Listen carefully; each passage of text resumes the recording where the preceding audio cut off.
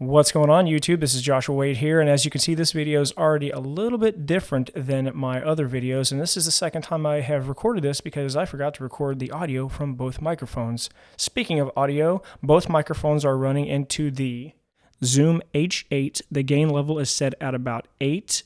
I'm not going to add any EQ or any compression. I might boost the gain a little bit, but I will let you guys know what I did on the screen so that way you can get a natural representation of the sound of each of these microphones. I'm actually going to go in and I'm going to cut the audio off whenever I dump the audio into Logic, and that way you don't get any bleed through from either of the microphones.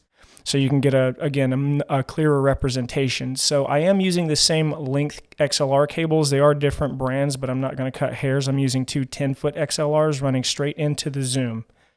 So the reason I wanted to make a video on this is the SM57 has obviously been around for a very long time. It is a tried and true workhorse. We have 7 of them in the studio, and we use them all the time on drums. We've even used them on acoustic guitars, things of that nature. But I wanted a microphone that I could set on my boom arm for my desk.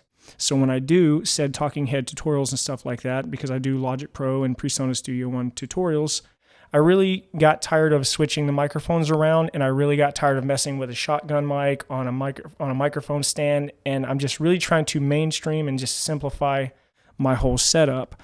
So for some of you who are thinking this is kind of a foolish kind of a comparison, again, it's not a versus, it's just a comparison.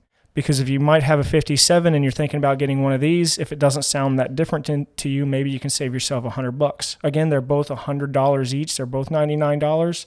You can obviously find the Shure probably used a lot easier than you can this one, even though this one's been out for a few years.